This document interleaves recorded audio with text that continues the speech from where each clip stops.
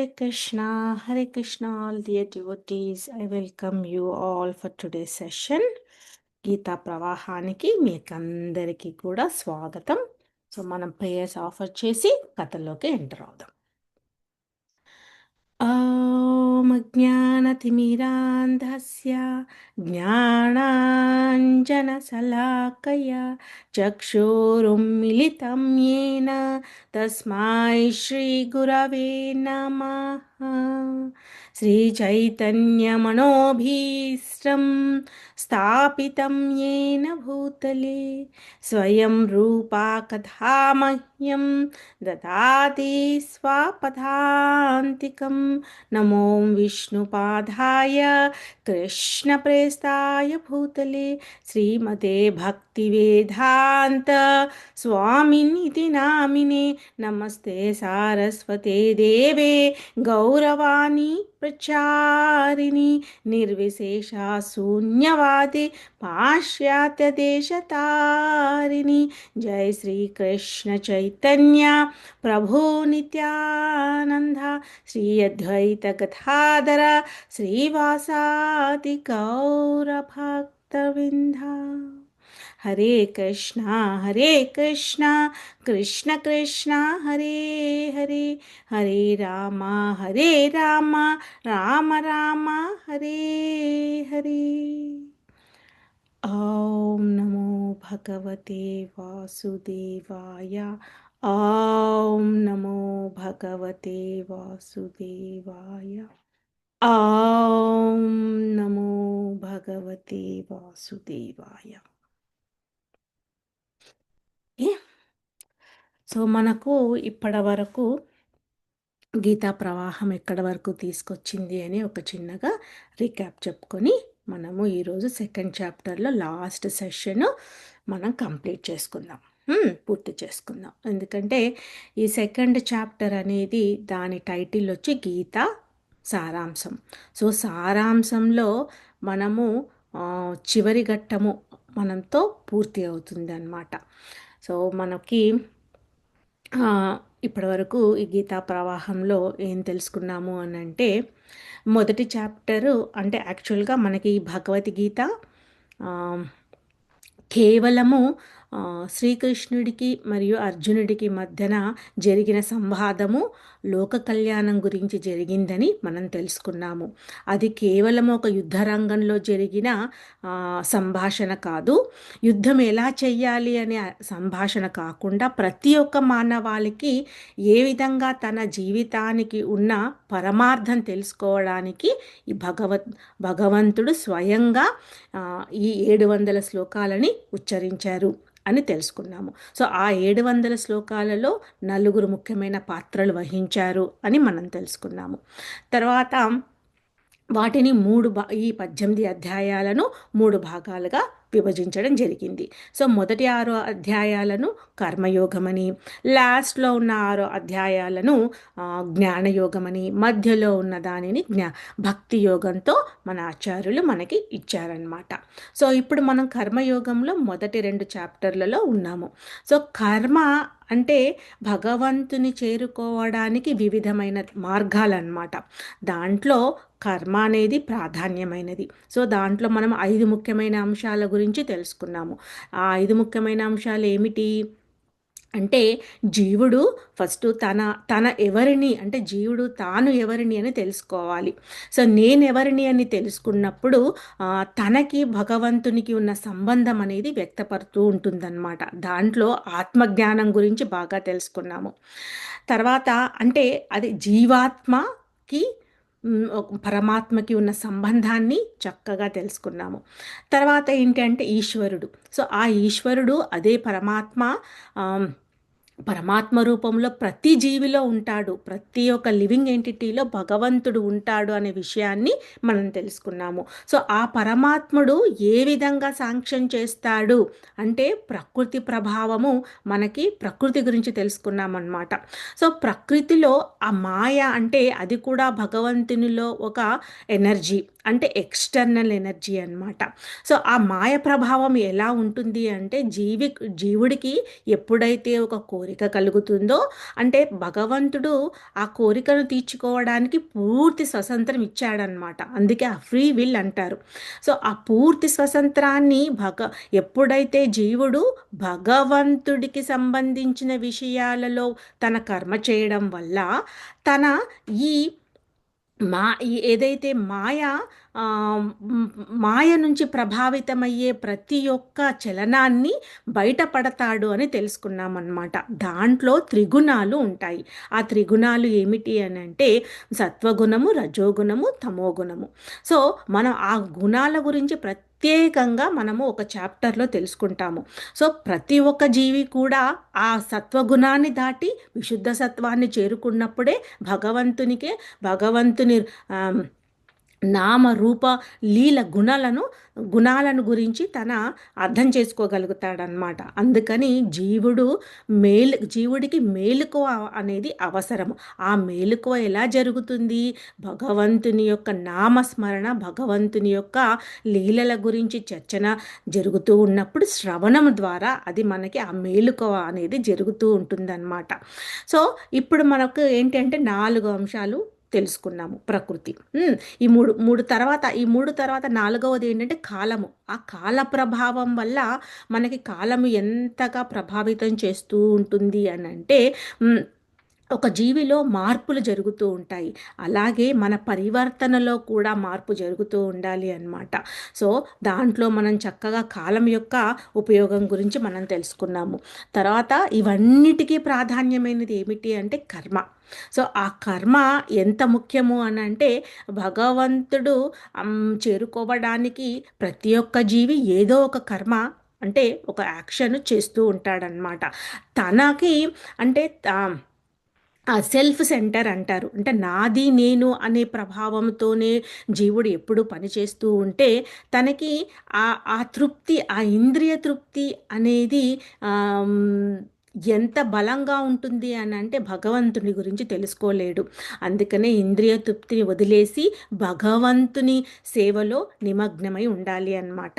So అప్పుడు తనకి ఆ పరిపూర్ణమైన సాటిస్ఫాక్షన్ జరుగుతుంది.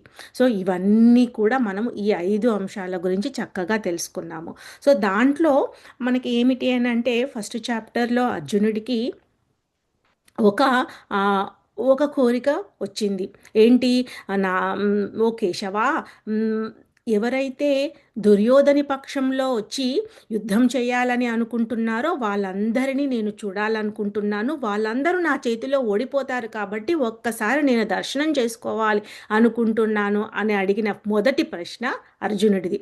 సో ఆ ప్రశ్నకి భగవంతుడు పూర్తిగా సమాధానము తనకి తెలుసు.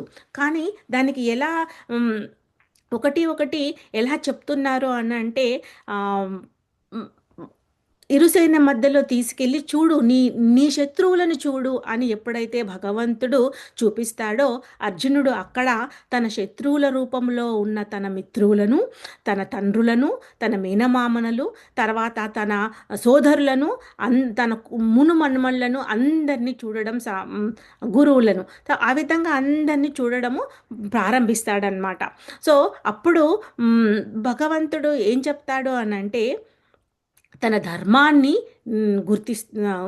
గుర్తింపజేస్తాడనమాట. దాని గురించి మనం వర్ణాశ్రమ ధర్మాల గురించి తెలుసుకున్నాము. సో చక్కగా ఈ ఈ ఈ చాప్టర్లో ఏమిటి అని అంటే మొదటి 10 శ్లోకాలలో అర్జునుడు తెలుసుకొని తన మోహంలో ఉన్నాడని తెలుసుకుంటాడు. ఎప్పుడైతే గాంధీవధారి అర్జునుడు తన గాంధీవాని వదిలేసి మొత్తము కూడా తన శరీరం కంపించుకుపోతూ తన ఏ విధంగా ఎంత పెద్ద యోధుడు అంటే ఆకాశంలో తిరుగుతూ ఉన్న మత్స్యంలో ఉన్న కనురంధ్రాన్ని ఛేదించిన అర్జునుడు ఈరోజు ఈ విధంగా పడిపోవడం భగవంతుడు చూడలేకపోయాడనమాట. సో దానికి చక్కగా నచ్చి చెప్పుతూ అన్ని వేదాలను చదివిన నీవు ధర్మశాస్త్రము, జ్ఞానశాస్త్రము, అన్ని అర్థశాస్త్రాల గురించి చెప్తున్నావే, కానీ దీంట్లో యా ఏం చెప్పాడు అని అంటే ఆహ్, ఇందులో ఒక జ్ఞానశాస్త్రం అనేది ఉంది. ఆ జ్ఞానశాస్త్రాన్ని నువ్వు మర్చిపోయావు. సో, నువ్వు ఫస్ట్ జ్ఞానం అనే ఒక శక్తిని, అంటే ఒక ఖడ్గాన్ని పట్టుకొని ముందుకు ప్రయాణం సాగించు అని చెప్తాడనమాట. సో, దానికి అన్ని విషయాల గురించి మనం చర్చించుకున్నాము. సో, అప్పుడు అర్జునుడికి అర్థమవుతుందనమాట. తన మోహంలో భ్రాంతి చెందాడు అనేసి. సో, అప్పుడు తన శరణార్థం తీసుకుంటాడు. శరణాగతి తీసుకుంటాడు.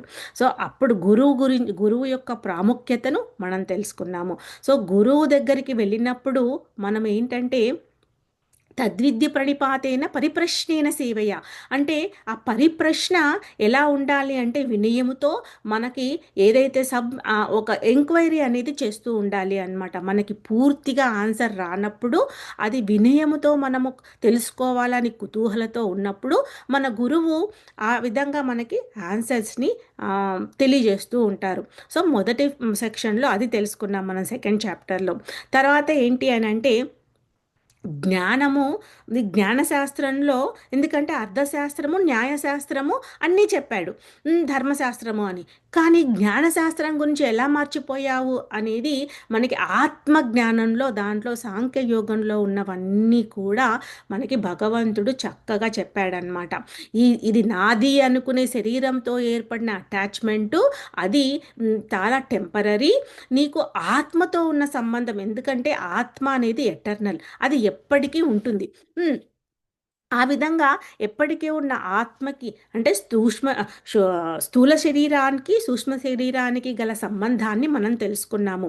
ఆ సూక్ష్మ శరీరంలో ఉన్న మనస్సు, బుద్ధి, అహంకారాన్ని మనం ఛేదించలేకపోతే అది పరమాత్మని చేరుకోలేదు అనే విషయాన్ని గట్టిగా మనం అర్థం చేసుకున్నాము. సో, ఇక్కడ ఎవరికైనా ఏదైనా క్వశ్చన్స్ ఉంటే డియర్ డివోటీస్, మీరు క్వశ్చన్ అండ్ ఆన్సర్స్ లాస్ట్లో మీరు నాకు క్వశ్చన్స్ అడగచ్చు. ఎందుకంటే ఇది బేస్, ఇది అర్థమవుతేనే మనకి ముందు ప్రయాణించడానికి వీలుగా ఉంటుందన్నమాట.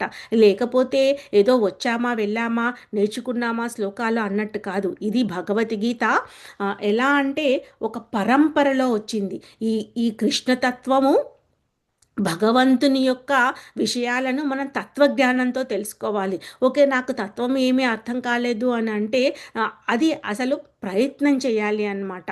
మనము ఎలా అని అంటే ఇక్కడ మన ఆచార్యులు ఎంత చక్కగా అంటే ఒక చిన్న పిల్లవాడికి అన్నప్రాసన్న చేసినప్పుడు చక్కగా అన్నాన్ని మెత్తగా చేసి ఎలా అయితే పెడుతూ ఉంటారో ముద్ద ముద్ద తిగడానికి, అంటే శరీరం పుష్టిగా తయారవ్వడానికి ఆ విధంగా మన ఆచార్యులు మనకు అందించారు. సో, అందుకని మన అందరం ఏం చేయాలి అంటే ఆ పుష్టిగా ఒక్కొక్క ముద్దను మనం తీసుకుంటూ మన శరీరాన్ని పుష్టిగా చేసుకోవాలి అన్నమాట. సో, ఎక్కడ కూడా మీకు ఎలాంటి సందేహం ఉన్నా కానీ మీరు హ్యాండ్ రేస్ చేసి కానీ, లేదా చివర్లో కానీ ఆ పాయింట్ నోట్ చేసుకొని మీరు చక్కగా అడిగేయచ్చు. ఎందుకంటే క్వశ్చన్ అనేది ఒక డీమన్ లాంటిది. ఆ క్వశ్చన్ మన మెదడులో ఉన్నప్పుడు మనం ముందుకు ప్రయాణం జరగదు. అది అక్కడే ఆగిపోతుంది, లేదా సందేహంతో ఉంటుందన్నమాట. మనకి ఈ భగవద్గీత ఉండడానికి అర్హత ఏంటి అంటే భగవంతుడి పైన ఎనలేని ఒక విశ్వాసం అనేది ఉండాలి. తర్వాత ఆ భక్తి అనే అది ఎలా అంటే భక్తిదేవికి ఇద్దరు పుత్రులని తెలుసుకున్నాము, జ్ఞాన వైరాగ్యము. సో, జ్ఞానాన్ని తెలుసుకుంటూ వైరాగ్యంతో మనం ఉండాలి అన్నమాట. అందుకని సాక్రిఫైస్ అనేది చాలా ఇంపార్టెంట్. ఒక యజ్ఞంతో చేయాలి మనం. ఇదంతా పారాయణ ఎలా అంటే మనకి ఎన్నో పాపాలు కొట్టుకుపోతూ ఉంటాయన్నమాట. ఈ గీతా పారాయణం చేయడం వల్ల శ్రవణం అనేది చాలా కీ ఫ్యాక్టర్ ఇక్కడ. సో, ఆ శ్రవణం ఎలా చేయాలి అని అంటే అటెంటివ్గా చేయాలి, దృఢ శ్రద్ధతో చేయాలి. సో, మనకి ఏంటి అంటే స్టార్టింగ్లో కొద్దిగా అటు ఇటు తిరుగుతూ మనం ఏదో పనులు చేసుకుంటూ చేయడానికి, అంటే మన ప్రయత్నం ఎలా ఉంది అని భగవంతుడు గమనిస్తూ ఉంటాడు. సో, ఆ ప్రయత్నపూర్వకంగా మనం కొద్దిగా ఇంప్రూవ్మెంట్ చేసుకుంటూ ఉండాలి అన్నమాట. అప్పుడు మనకి ఆ భగవంతుని రెసిప్రొకేషన్ కూడా ఆ విధంగా మనకి జరుగుతూ ఉంటుంది. లేకపోతే భగవద్గీత అంత పూర్తిగా అర్థం కాదు. మన మైండ్ ఎలా అంటే అది కూడా మైండ్‌ని కూడా మనస్సులో నేనే, మైండ్‌ని నేనే, అన్నిటిని నేనే అని భగవంతుడు మనకి చెప్తూ ఉంటాడు. 11థ్ చాప్టర్‌కి వెళ్తూ ఉన్నప్పుడు. సో, అక్కడేంటి అంటే అది ఒక ఎక్స్‌టర్నల్ ఎనర్జీ కూడా తనలోని ఒక భాగమే కాబట్టి, నిన్ను ముందుకు నడిపించడానికి చాలా పరీక్షలనేది జరుగుతూ ఉంటాయన్నమాట. ఛాలెంజెస్ అనేది వస్తూ ఉంటాయి. కానీ అందుకనే అక్కడ ఏం చెప్తారు మన ఆచార్యులంటే మైండ్‌ని షట్ ఆఫ్ చేయాలి అంటారు. మైండ్‌ని షట్ ఆఫ్ చేసి గురువు చెప్పింది, శాస్త్రాలు చెప్పింది మనము ఆ విధంగా చేస్తూ ఉండాలి. అప్పుడే మనము ముందుకు వెళ్ళగలుగుతాము. సో, ఆ విధంగా ఫస్ట్ సెక్షన్‌లో గురువు యొక్క ప్రాధాన్యత తెలుసుకున్నాము. సెకండ్ సెక్షన్‌లో ఏం తెలుసుకున్నాము? ఆత్మ యొక్క జ్ఞానాన్ని తెలుసుకున్నాము. ఆత్మ జ్ఞానం గురించి తెలుసుకున్నాము. థర్డ్ సెక్షన్ వచ్చి సకామ కర్మ గురించి తెలుసుకున్నాము. సో, కర్మలు ఎన్ని రకాలుగా ఉంటాయి. ఆ కర్మలలో మనం అందరం కూడా సకామ కర్మల్లో ఎక్కువగా ప్రభావితం చేస్తూ ఉంటాము. అంటే మంచి కర్మ చేస్తూ ఉండాలి. మనకి మంచి ఫలితం వస్తుంటుంది అనే వరకే ఆగిపోతాము. కానీ ఆ మంచి కర్మలో కూడా భగవంతుడి గురించి చేస్తున్నామా? అందులో మనం ఏదో కోరుకుంటున్నామా? అనే దాంట్లో ఆగిపోతాడనమాట జీవుడు. అందుకని నై నిష్కామ కర్మ గురించి తెలుసుకుంటాము. అంటే మనకి ఎలాంటి రిజల్ట్ వచ్చినా గానీ దాన్ని ప్రసాదంగా స్వీకరించి మనం ఏదో ఆశించి చేస్తున్నాము అని కాకుండా వితౌట్ అటాచ్‌మెంట్ మనం నిష్కామ కర్మ చెయ్యాలి అని నిష్కామ కర్మ గురించి చక్కగా తెలుసుకున్నాము. సో, ఇప్పుడు మనం ఏంటి అంటే ఫిఫ్త్‌ది వచ్చి ఆహ్, స్థితప్రజ్ఞుడు. సో, స్థితప్రజ్ఞుడు అంటే ఎవరు? ఆ స్థితప్రజ్ఞుడి యొక్క లక్షణాలు ఏమిటి? అతను ఏ విధంగా మాట్లాడతాడు? ఏ విధంగా నడుస్తాడు? అంటే ఒక ఎగ్జాంపులరీ ఆహ్, హ్మ్, జీవుడు అన్నమాట. సో, అంటే ఒక కామన్ మ్యాన్ కాకుండా ఒక గ్రేట్ మ్యాన్ అని. సో, అతను ఎలా ఉండాలి అంటే 10 మంది తనను చూసి నేర్చుకునేటట్టుగా ఉండాలి అన్నమాట. సో, ఇప్పుడు మనకి శ్రీల ప్రభుపాదులు ఉన్నారు. సో, తన ఏమిటి అనంటే తన 70 ఏళ్ల సంవత్సరంలో ఒక చిన్న ట్రంక్ పెట్టె తీసుకొని ఒక ఆహ్, కొన్ని కొన్ని తన దగ్గర చెప్తారు ఒక $5, $10 కూడా లేవు అని. సో, అవి మాత్రమే తీసుకొని ఒక ప్రయాణం అది కూడా అప్పుడేమిటి అనంటే హ్మ్. షిప్‌లలో ప్రయాణం చేసేవాళ్ళు. ఎన్నో నెలలు, నెలలు ప్రయాణం చేస్తూ ఇండియా నుంచి యూఎస్‌కొచ్చాడనమాట. తన గురువైన భక్తి సిద్ధాంత సరస్వతి చెప్పిన మాటలను వినుకుంటూ, నువ్వు ఇక్కడ ఈ పాశ్చాత్య దేశంలో చాలామంది భక్తిని చెయ్యకుండా వాళ్ళు భక్తికి విరుద్ధంగా పనులు చేస్తూ, ఆ జీవికి ఉన్న ఏదైతే లక్షణం ఉందో అది మర్చిపోతున్నారు. కాబట్టి నువ్వు దీనిని ఇదంతా ప్రచారం చెయ్యి అని పంపిస్తాడనమాట. సో, ఇప్పుడు ఆ విధంగా హ్మ్. ఈ సంప్రదాయం ఏంటి అంటే బ్రహ్మమధ్వ గౌడీయ సంప్రదాయము. సో, దీంట్లో వైష్ణవులు ఈ వైష్ణవిజం అనేది గౌడీయ సంప్రదాయంలో ఎలా ఉంటుంది అంటే భగవంతుడే వాళ్ళ మెయిన్ సెంటర్ అనమాట. సో, అన్ని పనులు వదిలేసి ఏంటి వీళ్ళు ఎంతసేపు కృష్ణ కృష్ణ అంటూ ఉంటారు అనేసి అనుకుంటారు. కానీ వాళ్ళకు తెలీదు ప్రతి పనిలో వాళ్ళు భగవంతుని సెంటర్ చేస్తారు అని. సో, భగవంతుని సెంటర్ చేస్తూ 24 గంటలు భగవంతుని నామస్మరణలోనే ఉంటూ భగవంతుని సేవలు చేసుకుంటూ భగవంతునికి సంబంధించిన సేవలను చేస్తూ వాళ్ళ కాలాన్ని గడుపుతారనమాట. అందుకని అది ఇక్కడ ఈ వైష్ణవ సంప్రదాయంలో ముఖ్యమైనది. అంతేకాని ఇది ఒక సపరేట్ సమాజానికి డిఫరెంట్‌గా ఉన్న సంప్రదాయం కాదు. సమాజంలో ప్రతి ఒక్కరు ఈ భక్తి అనే స్కూల్‌లో జాయిన్ అవ్వాలని, భక్తిని ఏ విధంగా చెయ్యాలని, భక్తికి ఉన్న నిర్వచనం ఏమిటి, అది ఏ విధంగా మన పరివర్తన తీసుకొస్తుంది అనే విషయాల గురించి మనం చక్కగా తెలుసుకుంటూ ఉన్నామన్నమాట. ఓకే. సో, నేను ఇప్పుడు ఏంటంటే మనం మిగతా శ్లోకాలను మనము ప్రయాణం సాగిద్దాం. సో, అప్పుడు మధ్య మధ్యలో ఇంకా ఏదైనా ఉన్నా కానీ తెలుసుకుందాము. సో, నేను ఒకసారి డాక్యుమెంట్ షేర్ చేస్తాను. మనము 53 శ్లోకా నుంచి తెలుసుకోవాలి. ఓహ్!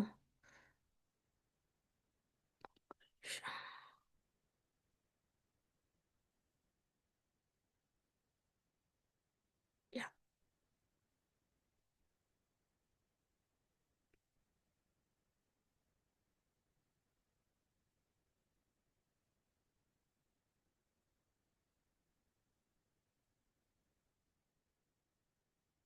53 ఐ థింక్ మనం అక్కడ వరకు తెలుసుకున్నాం అనుకుంటా.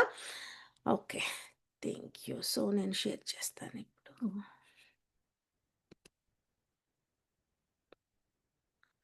మీ అందరికీ కనబడింటే నాకు చెప్పండి. స్క్రీన్ కనబడుతుందా లేదా అని. So, slide. యాహ్! సో, మనం ఇప్పుడు ఫిఫ్త్‌ది స్థితప్రజ్ఞ లక్షణాలు. అంటే స్థితప్రజ్ఞుడు అంటే ఎలా ఉండాలి? అంటే ఒక డివోటీ స్థితప్రజ్ఞుడు అంటే ఒక డివోటీకి ఈ లక్షణాలన్నీ కూడా ఉంటాయన్నమాట. సో, ఆ లక్షణాలను మనము పెంపొందించడానికి ఏమి చేయాలి? అంటే జీవన్ముక్తుడు అవ్వడానికి ఒక జీవుడు ఏ విధంగా తన ప్రయత్నం చేయాలి అనేది ఈ సెక్షన్‌లో మనం తెలుసుకుంటాము. సో, దాంట్లో ఏమిటి అనంటే అప్పుడు అర్జునుడు కొన్ని ప్రశ్నలు వేస్తాడనమాట. ఏంటి అనంటే స్థితప్రజ్ఞుడి పైన అర్జునుడి యొక్క ప్రశ్నలు. ఏమని అడుగుతున్నాడు? అర్జున ఉవాచ స్థితప్రజ్ఞస్య కా భాష సమాధిస్తస్య కేశవ స్థితాది కిం ప్రభాషేత కిమాసీత వ్రజేత కిం. సో, ఇక్కడ ఎంత చక్కగా ఒక్కొక్క ప్రశ్న మనకి అడుగుతున్నాడు అంటే 4 ప్రశ్నలు అడిగాడు. ఇది చూడండి. సో, ఏంటంటే కిమాషిత. సో, ఇక్కడ తన బుక్ తీస్తాను నేను. యాహ్! సో, అప్పుడు అడుగుతున్నాడు అనంటే ఆహ్ ఫస్టు ఫస్ట్ ఏమడిగాడు? సితప్రజ్ఞస్య కా భాష. భాష అనంటే ఏమిటి అంటే మాట్లాడడం. సో, అతను ఏ విధంగా ఎలా ఉంటాడు అనంటే తన భాష ఒక్కొక్కటి చెప్తున్నాడనమాట. ఈ 4 లక్షణాలు ఏమని చెప్తున్నాడంటే, అతని లక్షణాలు ఏమిటి? స్థితప్రజ్ఞుడి యొక్క లక్షణాలు ఏమిటి? అతను ఎలా నడుస్తాడు? హ్మ్. అతను ఏ విధంగా నడుస్తాడు? తర్వాత అతను ఏ విధంగా మాట్లాడుతాడు? ప్రభాషేత అంటే మాట్లాడడం అనమాట. అతను ఏ విధంగా మాట్లాడతాడు? తర్వాత కిమాసీత, కిమాసీత అనంటే అతను ఏ విధంగా కూర్చుంటాడు? తర్వాత మనం అది లాస్ట్‌లో వ్రజేత కిం అంటే నడవడం అనమాట. అంటే అందరికీ అనిపించొచ్చు అదేంటి నార్మల్‌గానే అందరూ నడుస్తారు, కూర్చుంటారు, మాట్లాడతారు కదా! దీంట్లో ప్రత్యేకత ఏముంది? అనే మన క్వెషను మళ్ళీ మనకి రేజ్ అవుతూ ఉంటుందన్నమాట.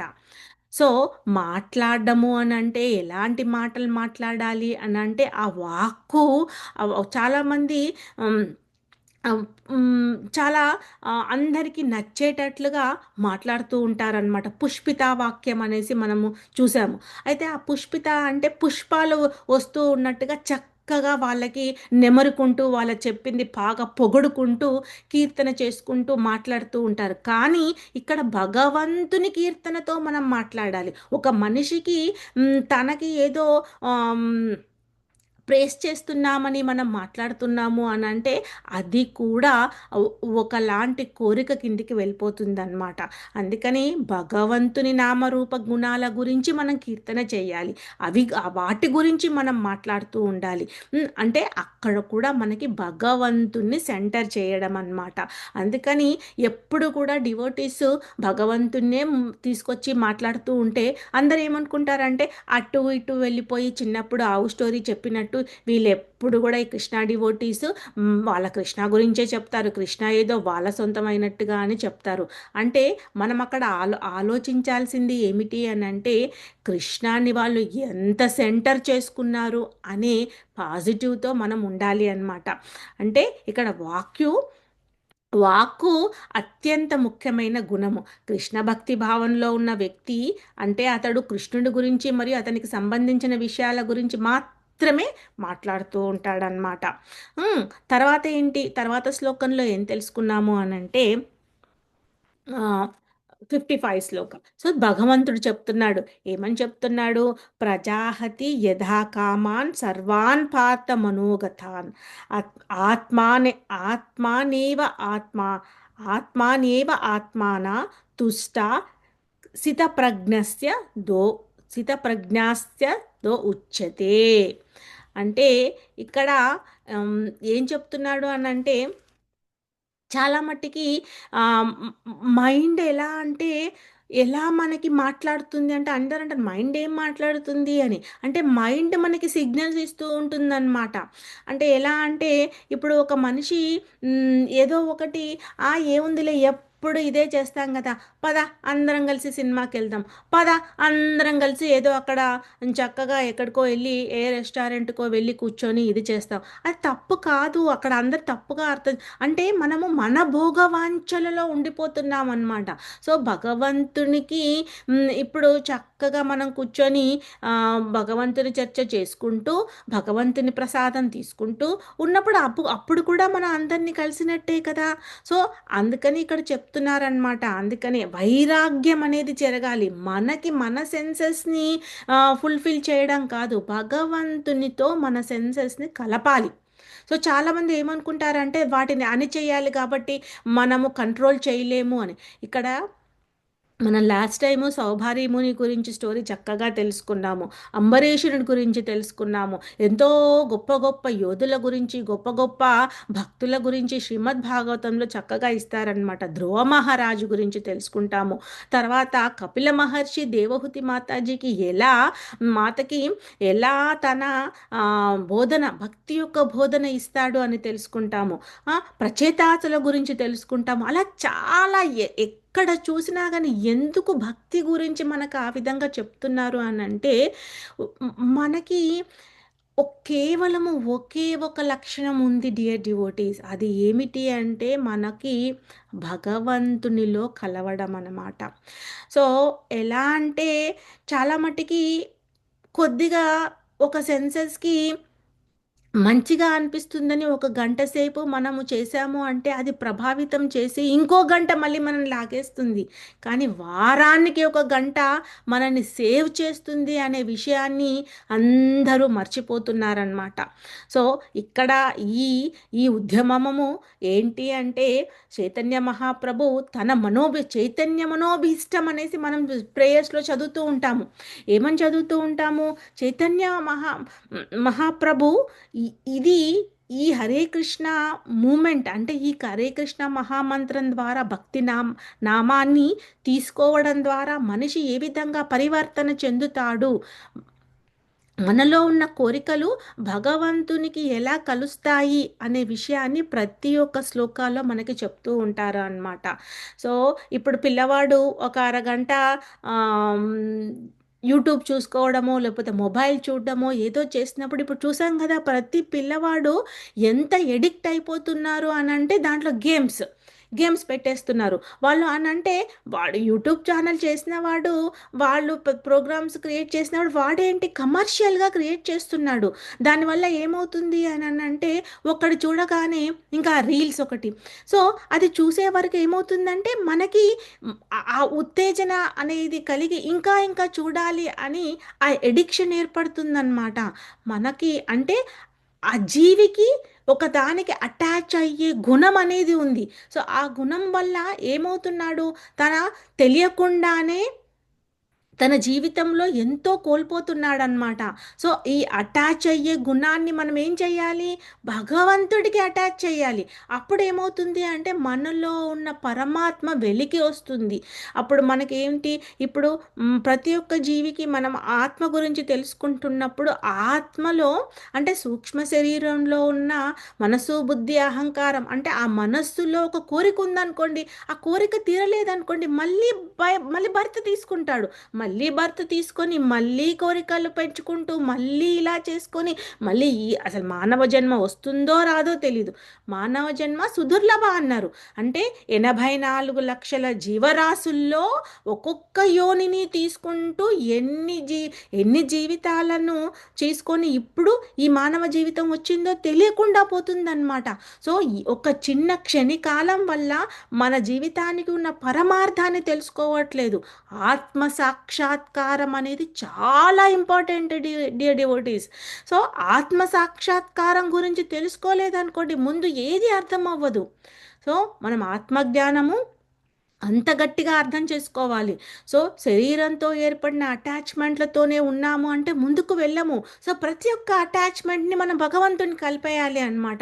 అప్పుడేమవుతుంది అనంటే మనకి భక్తి ఆ జ్ఞానాన్ని ప్రసాదిస్తూ ఉంటుంది. అంటే వైరాగ్యంతో చెయ్యాలి.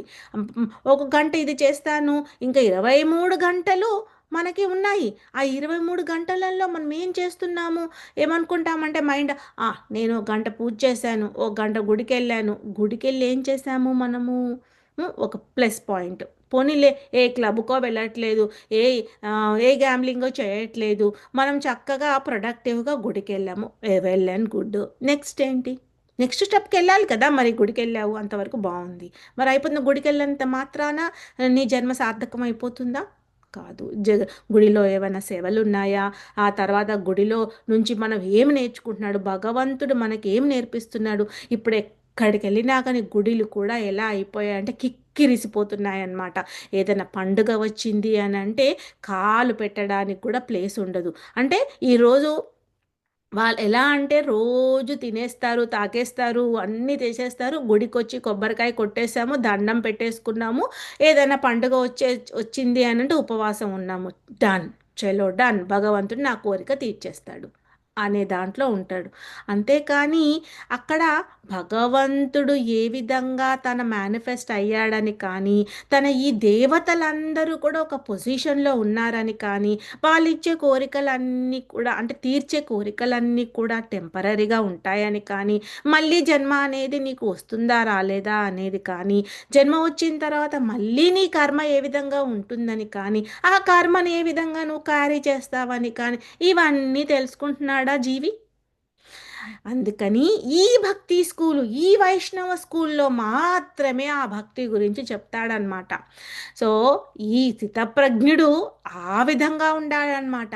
తన వాక్కు ఎలాంటిది అని అంటే, తన ప్రచారం చేసే వాక్కు ఒక జీవిని పరమాత్మంతో కలిసేటట్టుగా ఉండాలి. అంతేగాని ఆ పరమాత్ముడితో కలవకుండా ఇంకా ఇంకా ఇంకా మళ్ళీ కూడా తప్పులు చేస్తూ, ఎవరైతే ఆల్రెడీ కలిసి ఉన్నారో వాళ్ళని అర్థం చేసుకోకుండా మనము ముందుకు వెళ్తున్నాము అనంటే పరివర్తన అనేది జరగదు డియర్ డివోటీస్. మనం నేర్చుకుంటున్నది పరివర్తన, జీవిలో పరివర్తన, ఆత్మలో పరివర్తన.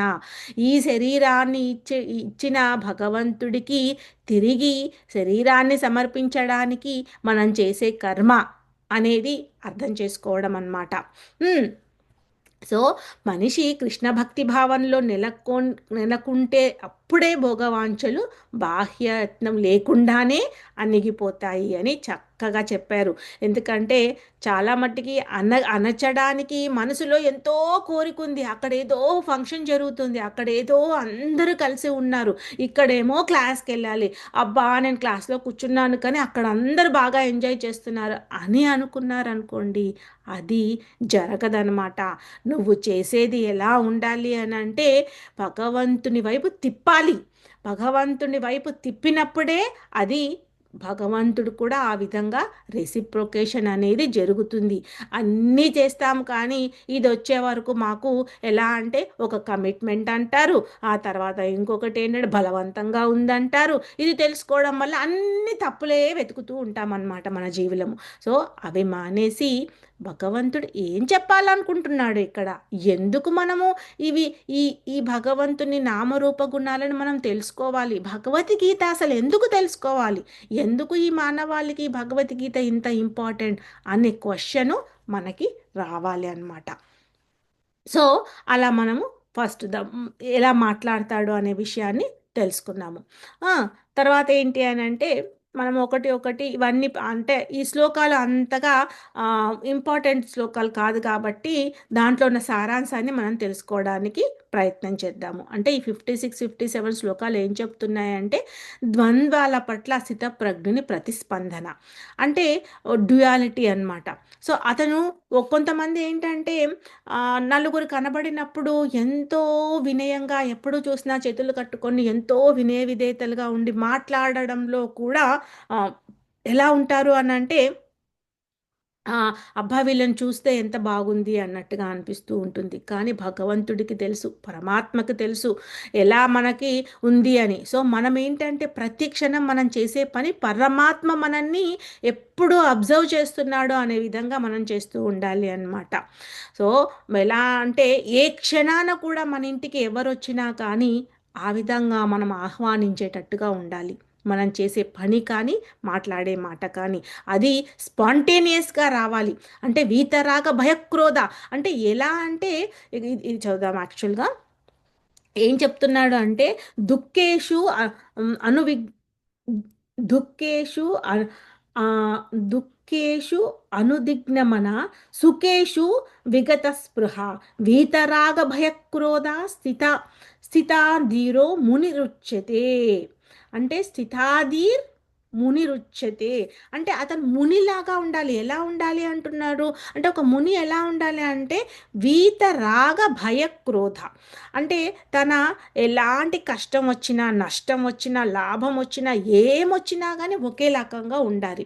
అంతేకాని నాకు ఒక్కొక్కసారి ఒక్కొక్క రకంగా ఉంటే అది స్థితప్రజ్ఞుని లక్షణం కాదు.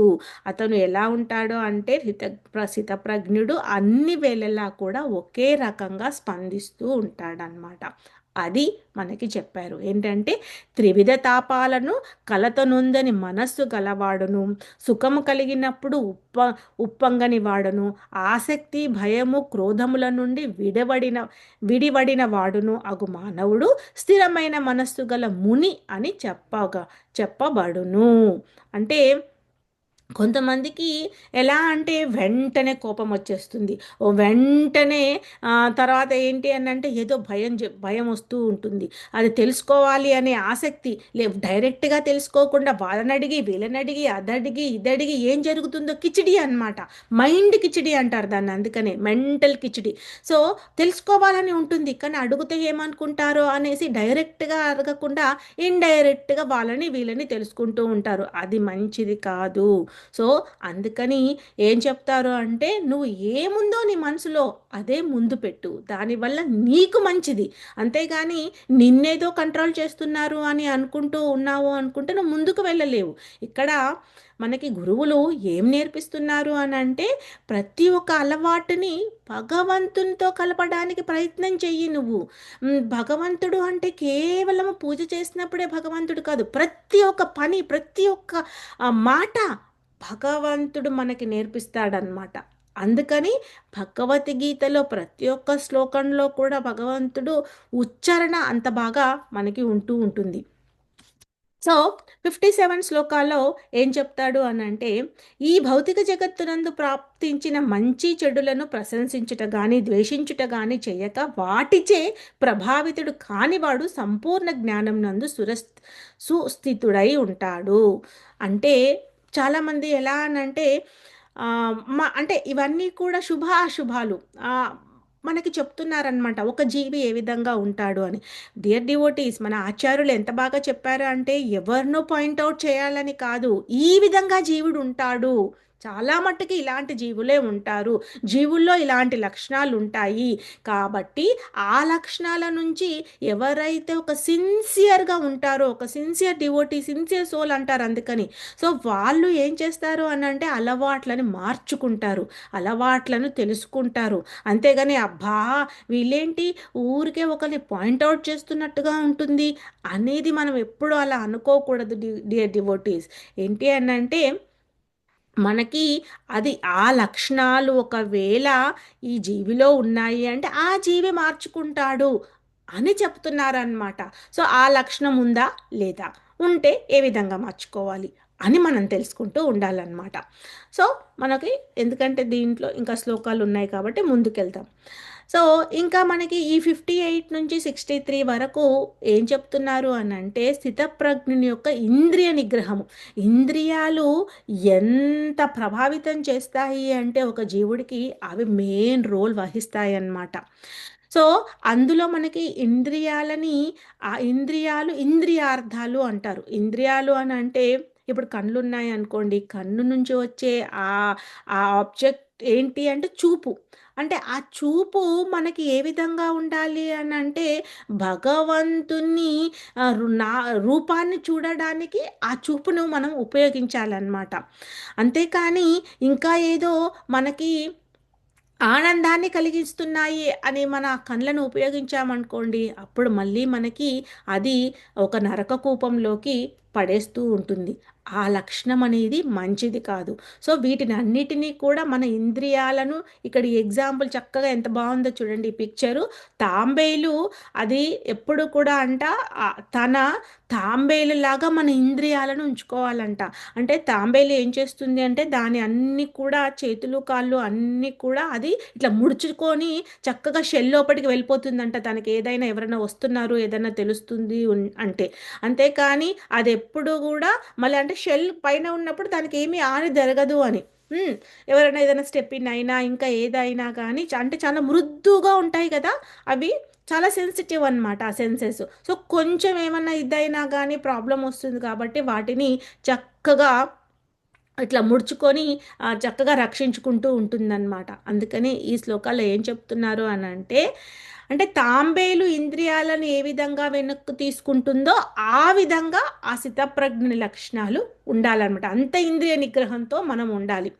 సో యదా సంహరతే ఛాయం కూర్మోంఘ కూర్మ అంఘా నివ సర్వసః ఇంద్రియాణి ఇంద్రియార్థేభ్యో తస్య ప్రజ్ఞా ప్రతిష్ఠిత.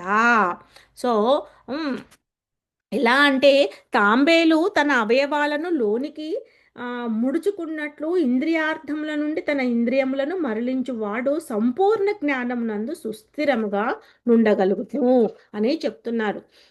సో అది మనం బాగా అర్థం చేసుకోవాలి. సో ఇంద్రియాలకి ఇంద్రియార్థాలకి అర్థమైంది కదా. చూపు కండ్ల నుంచి వచ్చేది చూపు ఇంద్రియార్థం అనమాట. ముక్కు ఒక ఇంద్రియం అయితే ముక్కు నుంచి ఏం చేస్తాము, వాసన చూస్తాము. సో ఆ వాసన అనేది అది ఒక ఆబ్జెక్ట్ ఆఫ్ సెన్స్. సో దాన్ని ఇంద్రియార్థం అంటారు. అలాగే చెవులు ఏంటి అని అంటే చెవుల నుంచి మన వినికిడి. ఆ వినికిడి ఎప్పుడు కూడా మనం ఏం చేయాలి, ఆ చెవులని ఎలా ఎంగేజ్ చేయాలి, మనం ఆ చెవులని భగవంతుని గురించి తెలుసుకోవడానికి శ్రవణం చేయాలి. అంతేగాని ఏ మూవీ చూసుకుంటూ ఏదో చూసుకుంటూ ఎప్పుడు అదే చేసామనుకోండి, అప్పుడు అదేమైపోతాయంటే మన ఇంద్రియ నిగ్రహం అనేది జరగదు. సో ఆ ఇంద్రియ నిగ్రహం జరగాలి, చక్కగా ఇంద్రియాలు మన ఆధీనంలో ఉండాలి అని అంటే కంట్రోల్ చేయకుండా వాటిని ఎంగేజ్ చేయాలి. సో ఈ పాయింట్ ఎప్పుడు గుర్తుపట్టుకోండి. మనం కంట్రోల్ చేయాలి అనుకుంటే అది అతిక్రమిస్తాయి. కాబట్టి కంట్రోల్ చేయకుండా ప్రతి ఒక్క దానిని మనము ఎంగేజ్ చేస్తూ భగవంతుని దానిలో ఎంగేజ్ చేస్తూ ఉండాలన్నమాట. ఓకేనా. సో ఇది ఎలాగో మనం తెలుసుకున్నాం కాబట్టి ఇది అంత అవసరం లేదు. ఎందుకంటే పాము ఒక ఇంద్రియంగా తీసుకుంటే ఆ పాము పట్టేవాడు ఆ పాముని పట్టుకొని బుట్టలో వేయడానికి ఏం చేస్తాడు, ఆ విధంగా మనము ఉండాలి అని చెప్తూ ఉన్నారనమాట. తర్వాత ఏంటి అంటే ఈ మైండ్ కుకింగ్ ఎలా ఉంటుందంటే మనం ఎన్నో ఆ పని చేయాలి ఈ పని చేయాలి ఇది ఇలా చేయాలి అది అలా చేయాలి అని ఎప్పుడు అనుకుంటూ ఉంటాము. సో మైండ్ కుకింగ్ని వదిలేసి మనం చక్కగా ఏంటి అంటే ఆహారాన్ని ప్రసాదంగా భగవంతుడికి అర్పించి తీసుకోవడం వల్ల మన మైండ్ ఏమవుతుందంటే బహుశాకాహి అనంతస్య అన్నాడు కదా, ఆ బహుశాకల్లాగా వెళ్ళకుండా మన డిటర్మినేషన్ అని పెరుగుతుంది అనమాట. అప్పుడు మన గోల్ అనేది సెట్ అవుతూ ఉంటుంది. సో అప్పుడు ఎలా ఉంటాడు, అందుకే చెప్తున్నాడు ఉన్నతమైన రసానుభూతిని అనుభవించడం. సో పైన పిక్చర్లో ఏం చేసుకున్నాము, ఆ రస అంటే ఒక మెలో, ఆ టీవీ చూడడము ఫోన్ చూడడము రీల్స్ చూడడము మాట్లాడడము ఫంక్షన్కి వెళ్ళడము అక్కడికి వెళ్ళడం అన్నిట్లో నీకు రసాభాస చాలా ఉంటుంది. కానీ దానివల్ల ఉపయోగం లేదు. అది ఉపయోగం లేదని తెలుసుకున్నప్పుడే జీవుడు మెలకు వచ్చినట్టు అనమాట.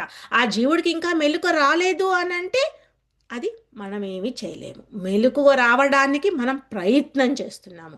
సో దానికి ప్రయత్నం చేయడానికి ఏంటి అని అంటే ఇక్కడ ఆ ఉన్నతమైన అంటే హయ్యర్ టేస్ట్ గురించి తెలుసుకోవాలి. వాటిలో టేస్ట్ అన్నిట్లో ఉంది అనుకోవడం కాదు, హయ్యర్ టేస్ట్ అన్నిటికీ మించిన హయ్యర్ టేస్ట్ ఏంటి, విషయా వినివర్తంతే నిరాహారస్య దేహిన రసావర్జం రసోప్యస్య పరం దృష్టా నివర్తతే. ఏం చెప్తున్నాడు అని అంటే బద్ధజీవుడు ఇంద్రియ భోగముల నుండి నిగ్రహించబడినను ఇంద్రియార్థముల పట్ల రుచి అట్లే నిలిచి ఉండును. కానీ అత్యున్నతమైన కృష్ణ చైతన్యమును రసాస్వాదన పిమ్మట అతనికి ఇంద్రియార్థముల పట్ల రుచి కూడా నశిస్తుంది. అంటే ఈ కృష్ణ చైతన్య రసాన్ని అర్థం చేసుకోవాలి. రసము అంటే ఇక్కడ భావన. అంటే మనకి ఇంటర్నల్గా ఎలా ఉండాలి అని అంటే ప్రతిదీ కూడా మనకి ఏది తృప్తి ఇవ్వలేదు డియర్ డివోటీస్. మన కేవలము మన సాటిస్ఫాక్షను ఎలా ఉంటుంది అని అంటే, ఆ భగవంతుని నామాన్ని ఉచ్చరించినప్పుడు, అంటే ఇక నాలికతో ఆ భగవంతుని నామాన్ని ఉచ్చరించినప్పుడు కానీ, మన చెవిలతో ఆ భగవంతుని నామాన్ని స్వీకరించినప్పుడు, అంటే చెవిలతో స్వీకరించడం. ఆహారం అన్నంతో ఉన్నా కానీ చెవిలతో మనం ఏం చేస్తున్నాము, ఆ శ్రవణంతో దాన్ని స్వీకరిస్తున్నాం అనమాట. అది కూడా తీసుకున్నట్టే, ఒక ఆహారాన్ని తీసుకున్నట్టుగానే ఉంటుంది. కండ్లతో ఏంటి అని అంటే ఆ తృప్తి. భగవంతుని చూడండి, ఎప్పుడైనా కృష్ణ మందిరంలోకి వెళ్ళి వాళ్ళ అలంకరణ చూడండి, ఎంత మై మరిచిపోతారు అన్నట్టుగా.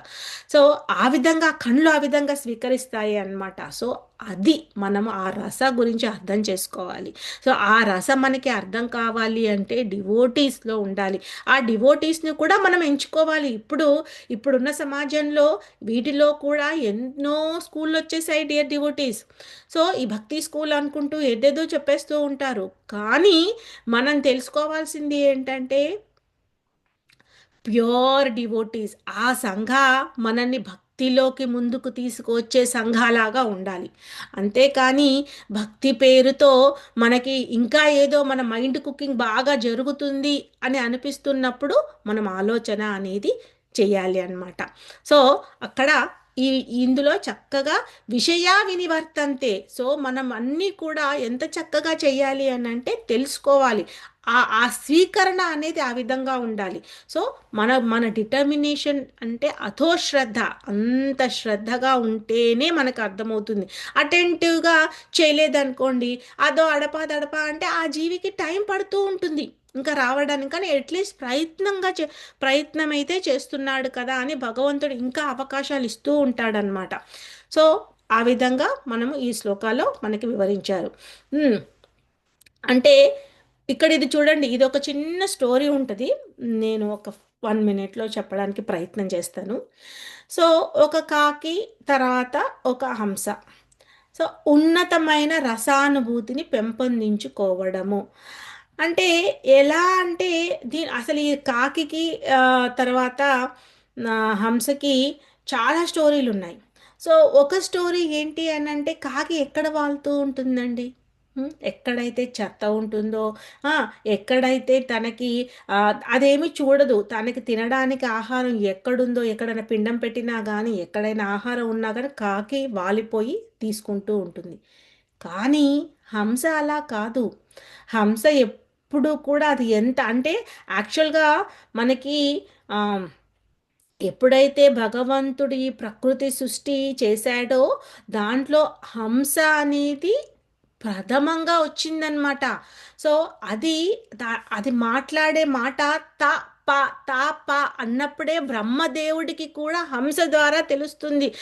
ఎప్పుడైతే భగవంతుడి నాభిలో నుంచి బ్రహ్మదేవుడు వచ్చినప్పుడు, తను ఎక్కడి నుంచి వచ్చాడు ఏంటిది అని అర్థం కానప్పుడు తన ప్రయత్నపూర్వకంగా మ్, ఆ ఆ నాభిలో నుంచి వచ్చిన ఆ దారిని వెతకడానికి, తన మూలాన్ని వెతకడానికి ప్రయత్నం చేస్తాడనమాట. కానీ తనకి అర్థం కాదు మొదట్లో. అర్థం కాక మళ్ళీ చూస్తూ ఉన్నప్పుడు, ఈ హంసను చూస్తూ ఉన్నప్పుడు హంస చెప్పిన తాప అనే వర్డ్, తపస్సు చేస్తే నాకు అర్థమవుతుందని అప్పుడు తపస్సు చేస్తాడు.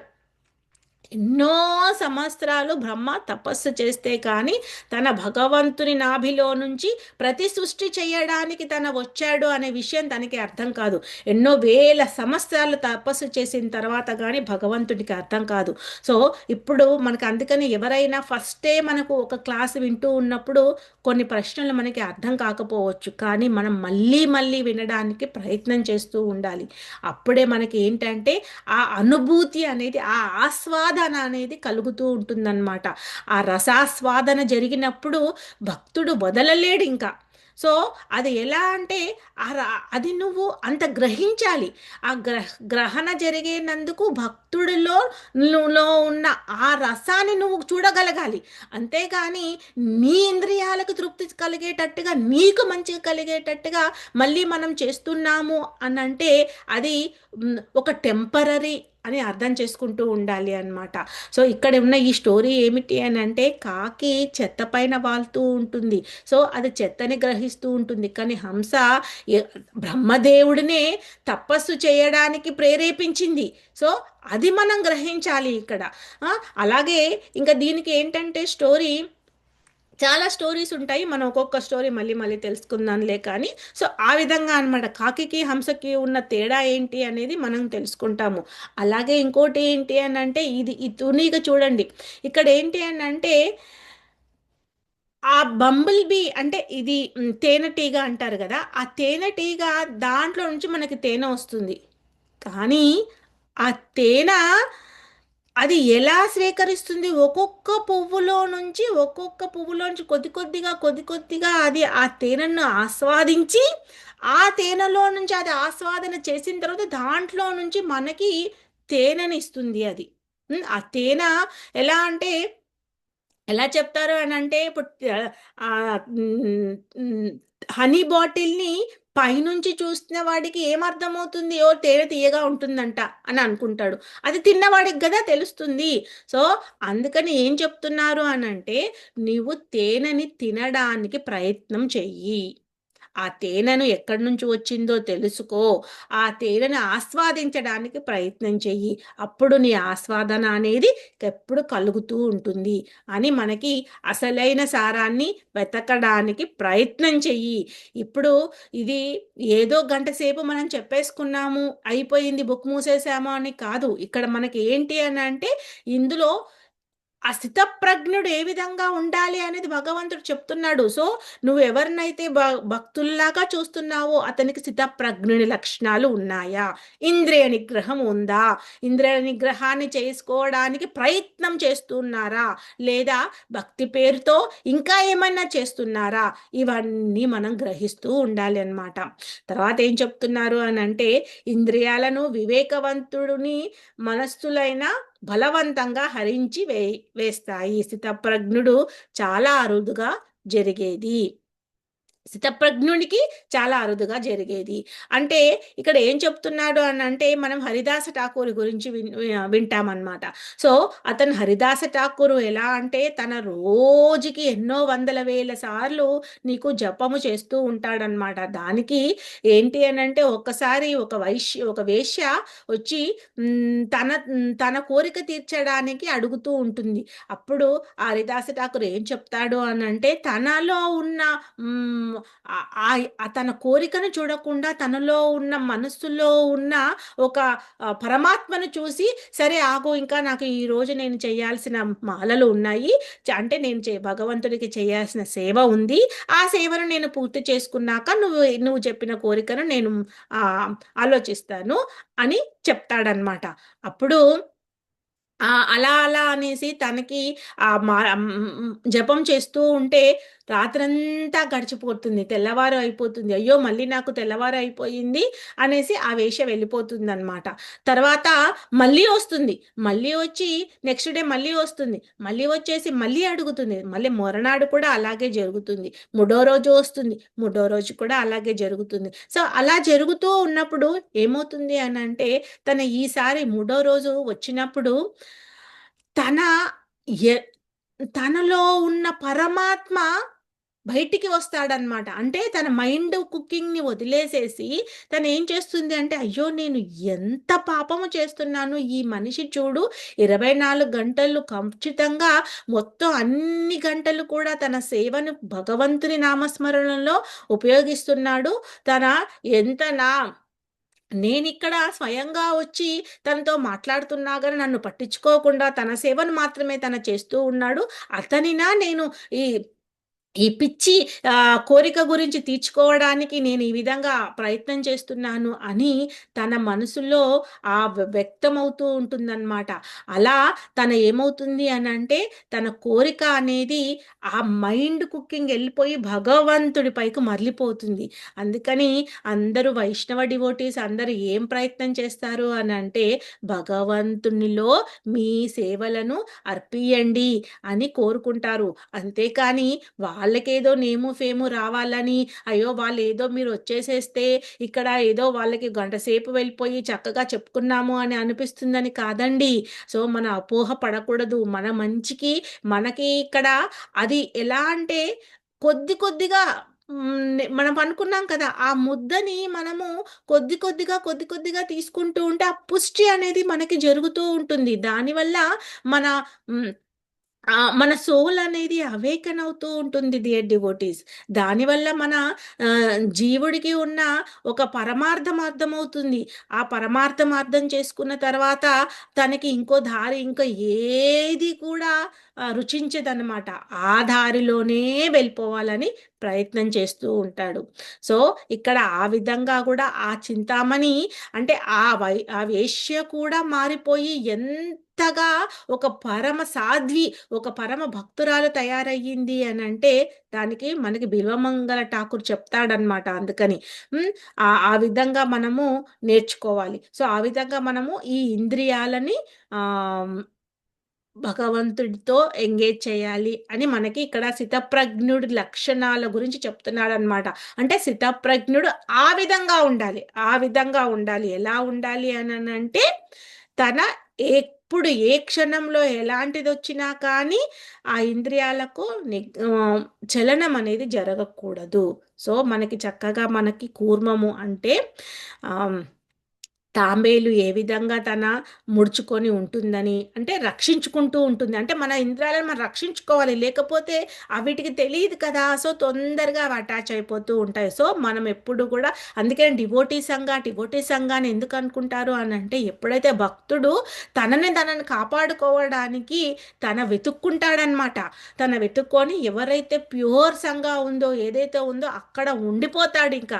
అంతేకాని చాలా మటుకు ఏమనుకుంటారంటే డిఫరెంట్‌గా ఆలోచన మళ్ళీ మైండ్ కుకింగ్ పనిచేస్తూ ఉంటుంది గదా! సో, ఆ విధంగా వెళ్తూ ఉంటాడనమాట. సో, ఇది నేర్చుకున్నాము. తర్వాత ఇంకోటేం చెప్తున్నారు అంటే కృష్ణ భక్తి భావన కలవాడు మాత్రమే ఇంద్రియాలను నిగ్రహించుకోగలడు. ఇది మనం వినేసాము ఆల్రెడీ. ఏంటంటే హ్మ్. తాత్పర్యం చదువుతాం. యాహ్! సో, 60వ శ్లోకంలో ఏం చెప్పాడంటే, "ఓ అర్జున ఇంద్రియములు బలవంతులను మరియు దృఢములను అయ్యి ఉన్నవి. మ మరియు దృఢములను అయ్యి ఉన్నది. దానిని నిగ్రహించుటకు గాఢంగా ప్రయత్నించు యుక్తాయుక్త జ్ఞానము గల పండితుని యొక్క మనస్సును కూడా అవి బలవంతంగా హరించి వేయుచున్నవి." సో, అవి ఏ విధంగా హరించి వేస్తాయి అంటే, మనం సౌభారి మునిని చూసాము. హ్మ్. ఇంకా ఈవెను మనము ఆహ్ ఆ! విశ్వామిత్రుడు మేనకల గురించి విన్నాము. విశ్వామిత్రుడు ఆ విధంగా తపస్సు చేస్తూ ఉంటేనే మేనక వచ్చి తన ఇంద్రియాలను ఏ విధంగా అణచివేయడానికి ప్రయత్నం చేస్తుంది. తర్వాత మనము రంభ, ఊర్వశి వీళ్ళందరినీ ఇంద్రుడితో చూసినప్పుడు అవన్నీ చూసాము, విన్నాము. సో, అవన్నీ ఎలా అనంటే ఆ ఇంద్రియాలని వశం చేసుకోవడం భగవంతుడి దేవతలకే అవ్వలేదు. సామాన్య మానవులము మనకెలా అవుతుంది? సో, అందుకని మనం ఏం చేయాలి అని అంటే వాటిని భగవంతుని సేవలో ఎంగేజ్ చేయాలన్నమాట. అందుకని భగవంతుని సేవలో ఎంగేజ్ చేసిన భక్తుడు మాత్రమే అది సాధ్యపడుతుంది. మిగతా ఎవ్వరికీ సాధ్యపడదు. సో, స్థితప్రజ్ఞుడు ఆ విధంగా భక్తి మార్గంలో ఉండాలి అని ఇక్కడ చెప్తున్నాడనమాట. హ్మ్. అంటే తా తాని సర్వాణి సంయమ్య యుక్త ఆసీన మత్పర వసేహి యస్య ఇంద్రియాణి తస్య ప్రజ్ఞ ప్రతిష్ఠిత. తన ఇంద్రియములను నిగ్రహించు వానిని పూర్తిగా తన వశమునందుంచుకొని బుద్ధిని నాయందే స్థిరంగా లగ్నము చేయువాడు స్థితప్రజ్ఞుడు అనబడును. అంటే నా యందు అంటే భగవంతుడు చెప్తున్నాడు ఇక్కడ. సో, అంతేకాని కొంతమంది ఏం చేస్తారంటే, ఓ నా దగ్గర ఉండు, నా క్లాస్కి రా, ఇప్పుడు చాలామంది చూస్తూ ఉంటారు. సో, అక్కడ మనం ఏం చేయాలి అని అంటే మనకి ఏది ఉపయోగపడుతుంది అనే దాంట్లో మనము చేస్తూ ఉండాలి అన్నమాట. సో, ఈ విధంగా వీటి గురించి కూడా మనం తెలుసుకున్నాం కదా! ఈ 5 సెన్సెస్ ఏంటి అని అంటే కండ్లు అంటే చూపు, తర్వాత నాలుకతో రుచి, చెవితో వినికిడి, చేతితో స్పర్శ, ముక్కుతో వాసన. సో, ఇవి అన్నీ కూడా మనకి భగవంతుడికి అర్పించిన ఫ్లవర్స్‌ని వాటిని మనం వాసన చూడడం వల్ల ముక్కు చేసే అది ఎంగేజ్ చేస్తున్నాం అన్నమాట. సో భగవంతుని మందిరానికి వెళ్ళి భగవంతునితో మనము చూడడం వల్ల మన కళ్ళని ఆ విధంగా ఎంగేజ్ చేస్తున్నాము. సో భగవంతునికి ప్రసాదించిన ప్రసాదాన్ని నైవేద్యంగా తీసుకోవడం వల్ల మన నాలికను ఆ విధంగా ఎంగేజ్ చేస్తున్నాము. అదే నాలికతో భగవంతుని నామాన్ని స్మరించడం వల్ల నాలుకతో చాలా పనులు చేస్తాము. నామాంతో భగవంతుని నామరూప గుణాలని మనము మ్, చర్చిస్తూ ఉంటాము. తర్వాత వినికిడి చెవులతో ఎప్పుడు చెవులని మనకి చెవులు ఎప్పుడూ పనిచేస్తాయి. పడుకున్నా కానీ చెవులు పనిచేస్తాయి డియర్ డివోటీస్. మిగతావన్నీ కూడా ఏవి పనిచేయకపోయినా చెవులు మాత్రం 24 hours అవి చెవులు పనిచేస్తాయి. కాబట్టి ఆ చెవులకి ఎలాంటిది పడుకునే ముందు ఒక అరగంట ముందు నుంచే మనం అన్నీ సైలెంట్గా చేసి భగవంతునికే ఈవెన్ మనం ఇప్పుడు చూస్తున్నాము తిరుపతి దాంట్లో కూడా చక్కగా వాళ్ళు పెడుతున్నారు. ఎలా అంటే పడుకునే ముందు మీరు ఒక అరగంట సేపు ఇది వింటూ పడుకోండి అని. అంటే మనకి ఆ విధంగా మనకి వినికిడి జరుగుతూ ఉన్నప్పుడు లోపల మన మనస్సులో ఉన్న కోరికలన్నీ ఏ విధంగా పటాపంచం అయిపోతాయి అని మనకి భగవంతుని గురించి వినాలి అని అంటారు. ఉమ్, సో ఈ విధంగా ఈ 5 సెన్సెస్ని మనం ఎంగేజ్ చేస్తూ ఉండాలన్నమాట. తర్వాత ఏంటి అని అంటే ఈ 62 63లో ఏం చెప్తున్నారు అని అంటే అని నియంత్రిత మనస్సు కారణంగా పడిపోయే దశలు. ఆ దశలు ఏంటో మనం చూద్దాం. ఏంటి అంటే ధ్యాయతో విషయాన్ పుంసా సంఘాస్తే ముపజాయతే సంగస్తా సంఘ సంఘ సంగస్తాం సంఘా సంజాయతే కామా కామాత్ క్రోధాభిజాయతే. ఇంద్రియార్థములను గురించి ధ్యానించువాడు వాని ఎడ మానవునికి ఆసక్తి కలుగును. అట్టి ఆసక్తి నుండి కామము జనించును. కామము నుండి క్రోధము ఉద్భవించును. 63 ఏం చెప్తున్నాడు అంటే క్రోధాత్ భవతి సమ్మోహ సమ్మోహాత్ శృతి విభ్రమ శృతిభ్రంశాత్ బుద్ధినాశో బుద్ధినాశాత్ ప్రణశ్యతి. క్రోధము వలన అధిక మోహము కలుగును. అధికమైన మోహము వలన శృతి భ్రాంతికి గురి అగును. శృతి భ్రాంతిచే బుద్ధి నశించును. బుద్ధి నశించినప్పుడు మానవుడు తిరిగి సంసార సాగరమున పడిపోవును. ఎంత చక్కగా చెప్పారు చూడండి. 64th కూడా చదివాక మనం చదువుదాం. ఇవన్నీ గురించి చెప్తాడు. 64లో కూడా ఏముందంటే రాగద్వేష రాగద్వేష విముక్తైస్తు విషయా విషయా ఇంద్రియైర్చరన్ ఆత్మాన్వశైర్ ఆత్మావశైర్విధేయాత్మ ప్రసాదాత్మదిగచ్చతి. కానీ సమస్త రాగద్వేషముల నుండి విముక్తి నొందిన వాడు మరియు నియమ నిబంధనలను అనుసరించి వర్తించుట ద్వారా ఇంద్రియములను నిగ్రహించగలిగిన వాడును అగు మానవుడు భగవానుడి సంపూర్ణ కృపను పొందగలుగును. చూడండి ఎలా అంటే ఇదందరూ చక్కగా ఇక్కడ చూడండి ఏం చెప్తున్నాడంటే మనస్సు నియంత్రణలో లేకపోతే ఏం జరుగుతుంది అని. అంటే ఒక ఆలోచన వచ్చింది మనస్సుకి. సో ఆ ఆలోచన వస్తే దాన్ని ఏమన్నాడు ధ్యాయత. సో ఆ ఆలోచన వచ్చినప్పుడు ఎలాంటి ఆలోచన బాగా దాని ఆలోచన వచ్చింది ఇంకా ఆసక్తి అటాచ్మెంట్ అంటే ఎలా అంటే మనకి దాని గురించి కుతూహల కలుగుతూ ఉంటుంది. ఇది చేయాలి అది చేయాలి ఇట్లా చేయాలి అట్లా చేయాలి అని ఆ కోరికని మనకి ఆ ఆలోచనని కోరిక రూపంలోకి మారుస్తున్నాం అన్నమాట. సో కామం అనే కోరిక కలిగి ఆ తర్వాత అది జరగకపోతే ఆ కోరిక అనేది తీరకపోతే ఆ జీవికి కోపం వస్తుంది. ఆ కోపం వచ్చిన తర్వాత ఆ కోపంతో ఏమైపోతాడు అని అంటే సమ్మోహ అంటే పూర్తిగా మోహగ్రస్తుడు అయిపోతాడనమాట. ఆ మోహగ్రస్తుడు అయిపోయిన తర్వాత అతని శృతి విభ్రమ అంటే జ్ఞాపక శక్తి దిగ్బంధం. అప్పుడు పూర్తిగా అతని వశంలో ఉండవన్నమాట.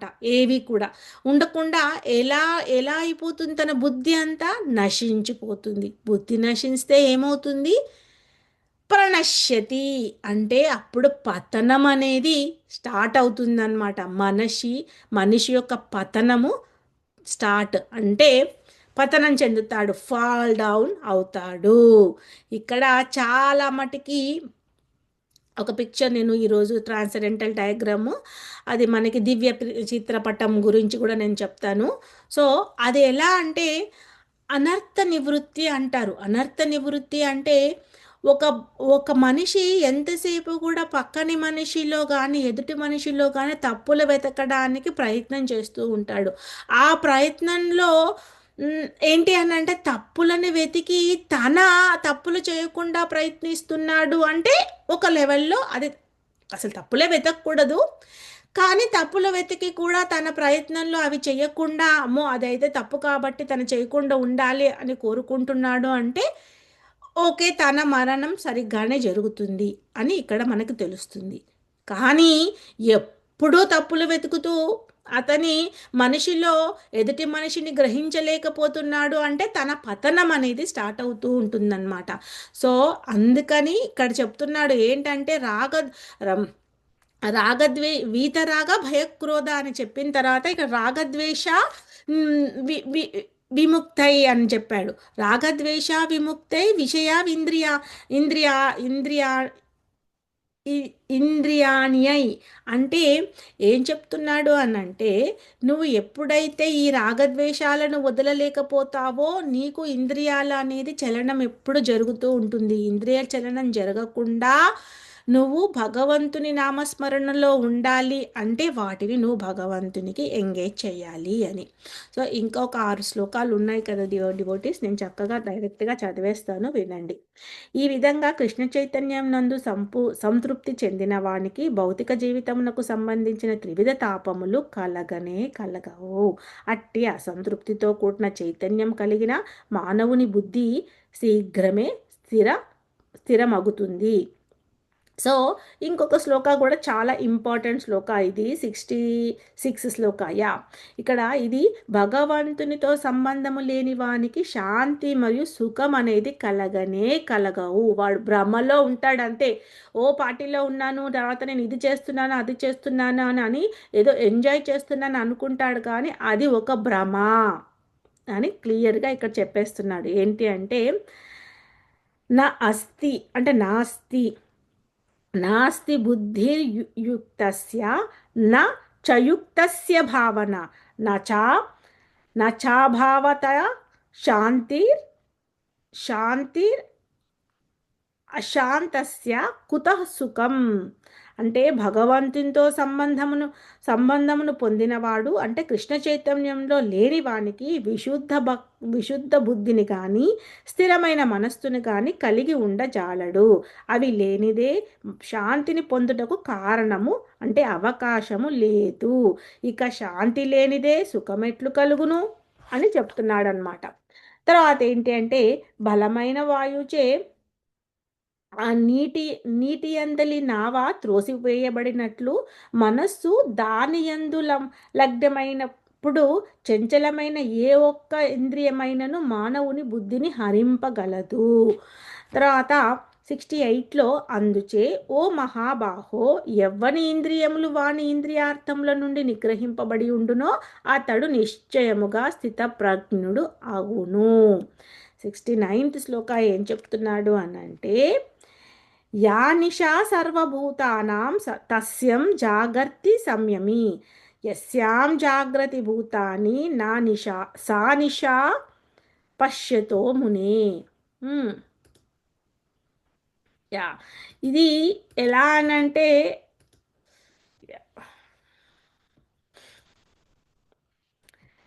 సర్వజీవులకు ఏది రాత్రియో అది ఆత్మనిగ్రహము గలవానికి మేలుకొని ఉండు సమయము.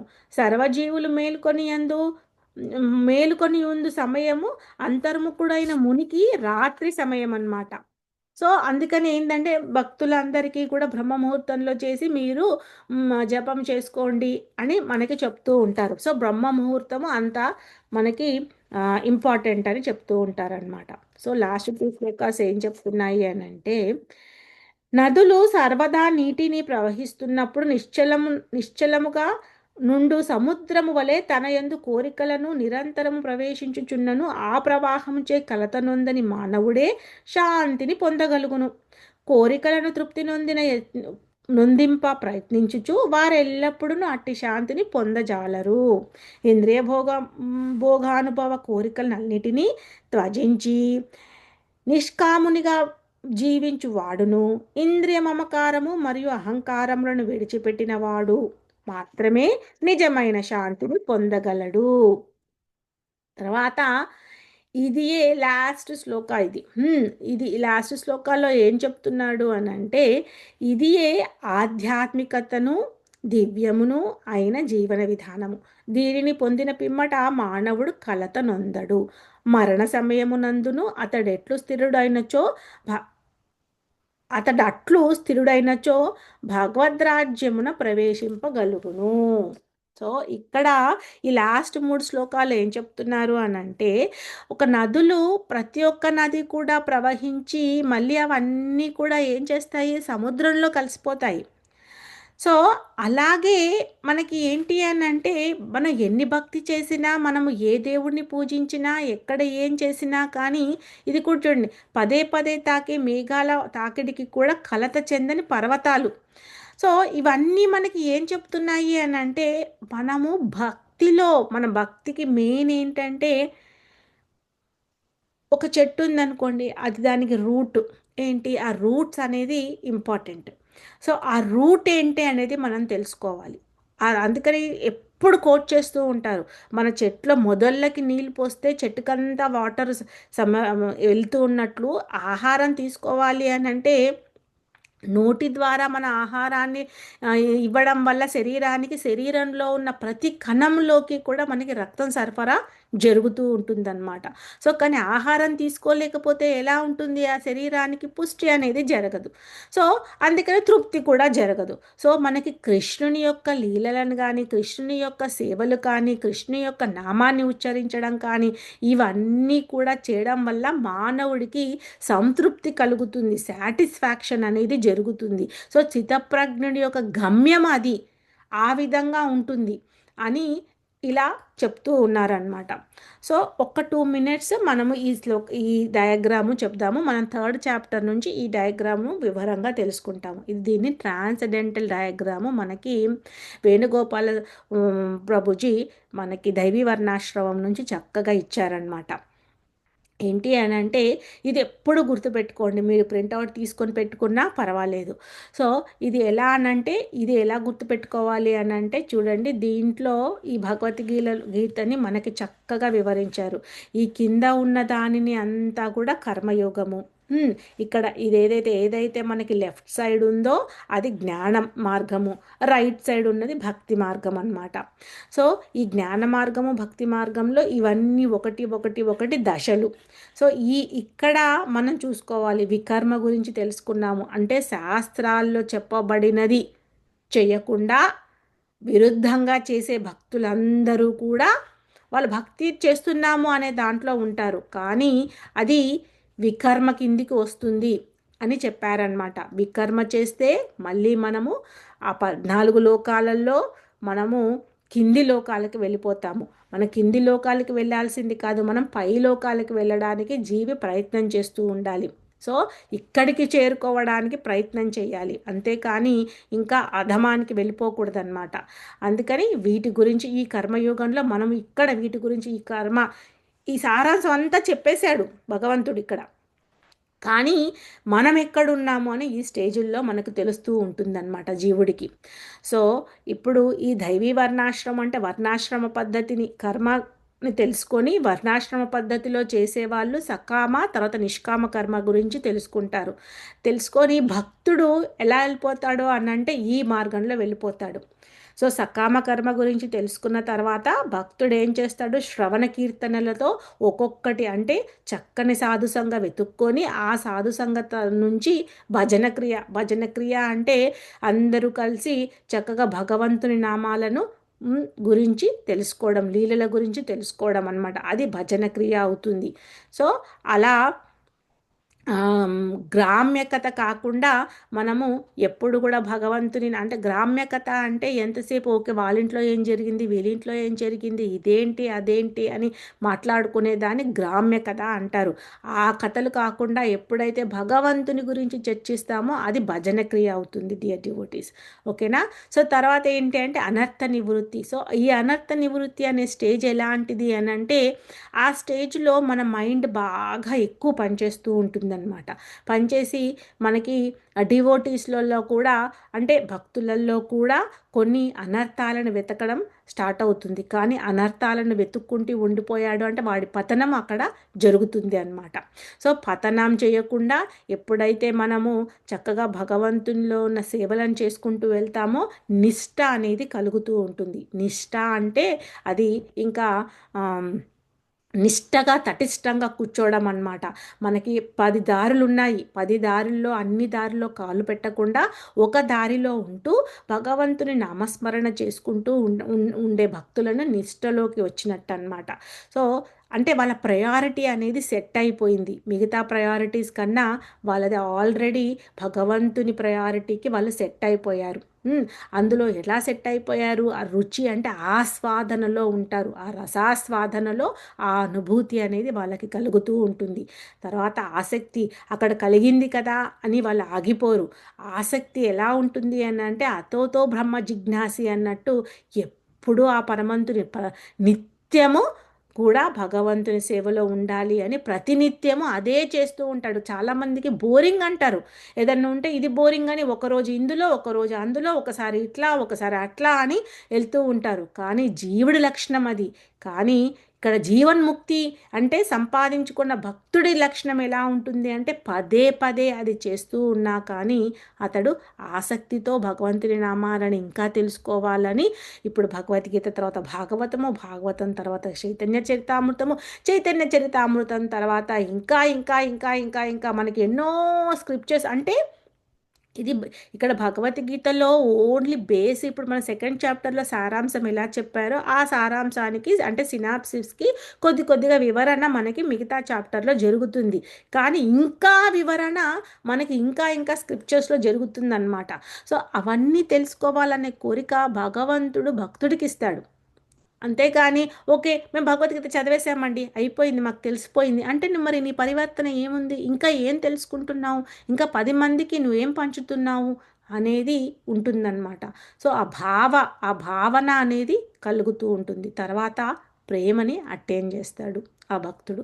సో ఆ విధంగా భగవంతుడిలో నీలమవుతాడనమాట. ఇది భక్తి మార్గము. సో జ్ఞాన మార్గంలో ఏంటి అని అంటే ఇక్కడ అంతఃకరణ శుద్ధి జరగాలి. సో చాలామంది ఏమనుకుంటారంటే మేము జ్ఞాన మార్గంలో ఉన్నాంలే అనుకుంటారు. కానీ నీకు అసలు ఫస్ట్ స్టెప్లోనే నువ్వు ఫెయిల్ అయిపోయావు. ఏంటది? అంతఃకరణ శుద్ధి. అంతఃకరణ శుద్ధి అంటే మన లోపల ఉన్న శత్రువులని ఫస్ట్ అణిచేయాలి. ఏంటి అది? కామ క్రోధ లోభ మోహ మదమాస్యారాలు అనే ఈ 6 శత్రువులని అణిచితే కానీ నీవు ఈ మార్గంలోకి వెళ్ళడానికి అర్హత సంపాదించవు. అది ఎలాంటి వాళ్ళు అని అంటే ఆ రాముడు, పరశురాముడు తర్వాత అలాంటి వాళ్ళ చేసే మార్గాలు. అంతేకాని ఇప్పుడు ఉన్న కలియుగంలో కలియుగ వాసులు అంతా కూడా మందబుద్ధులు మందభాగ్యులు. అలాంటి వాళ్ళకి ఇక్కడ అసలు వెళ్ళే మార్గానికి ఈ గేటే లేదు. వెళ్ళాలని అనుకుంటూ ఉంటారు వాళ్ళు. అంతేగాని ధ్యాన నిమగ్నంలో ఉంటూ అష్టాంగ యోగంలో చేస్తూ ఎన్నో చేస్తూ ఉంటారు. కానీ ఇక్కడ ఇవన్నీ కూడా ఈ ఐక్య జ్ఞానము ఇవన్నీ అసలు జరగవు అక్కడ పీరియడ్. జీవన్ముక్తుడు అవ్వాలంటే ఎన్నో చేయాలి. కాబట్టి భక్తి మార్గంలోనే మనం అవన్నీ సాధించగలుగుతాము. అందుకని ఇక్కడ మనకి భక్తి మార్గం గురించి డివోటీస్ అందరికీ కూడా వివరిస్తూ ఉంటారనమాట. ఈ పిక్చర్ని మీరందరూ చక్కగా ప్రింట్అవుట్ తీసుకుంటారో లేకపోతే ఏం పెట్టుకుంటారో మీ ఇష్టం డివోటీస్. బట్ ఇది మనకి చాలా అవసరం. ముందు ముందు ఈ ఈ యొక్క ఈ దివ్య చిత్రపటాన్ని బేస్ చేసుకొని ప్రతి ఒక్క చాప్టర్లోకి మనము ఎంటర్ అవుతూ ఉంటాము. సో ఈరోజు ఇక్కడికి మనము ఆపేద్దాము. సో ఇప్పటి వరకు మనం అంతం కూడా ఈ సెకండ్ చాప్టర్ని పూర్తి చేశాము. అంటే స్థితప్రజ్ఞుడు ఎలా ఉండాలి అంటే ఇంద్రియ నిగ్రహుడై ఉండాలి అని. అతనికి రాగద్వేషాలలో కానీ తర్వాత సుఖ దుఃఖాల్లో కానీ శుభ అశుభాలు అంటే సుఖ దుఃఖాల్లో కానీ ఎప్పుడూ కూడా ఒకే రకంగా అతను ఉంటూ ఉంటాడు. సో ఆ విధంగా తన మాట కానీ, తన నడవడిక కానీ, తన ప్రయత్నం పూర్వకంగా చేసే ప్రయత్నం కానీ అన్నీ ఒకరికి ప్రభావితం చేస్తూ ఉంటాయి భగవంతుడిని దగ్గరికి చేరుకోవడానికి. అలాంటి స్థితప్రజ్ఞ లక్షణాలను మనము అలవర్చుకోవాలి అని భగవంతుడు అర్జునుడికి చెప్తూ ఉన్నాడనమాట మనందరికీ కూడా. ఓకేనా? సో మీ ఎవరికైనా ఏదైనా ప్రశ్నలు ఉంటే తీసుకుందాము డియర్ డివోటీస్, లేదు అంటే మనం ఇక్కడికి ఈరోజు ఆపేద్దాం. వాచా వాంఛాకల్పతరుభ్యశ్చ కృపా సింధుభ్య ఏవ చ పతితానాం పావనేభ్యో వైష్ణవేభ్యో నమో నమః. అనంతకోటి వైష్ణవ వృంద్ की जय. शील प्रभुपाद की जय. शील गुरुदेव की जय. निताय चैतन्य चंद्रा की जय. जगन्नाथ बलदेव सुभद्र माई की जय. आल असम्बुल डिवोटीज की जय. सामवेद भक्त वृंद की जय. हरे कृष्णा.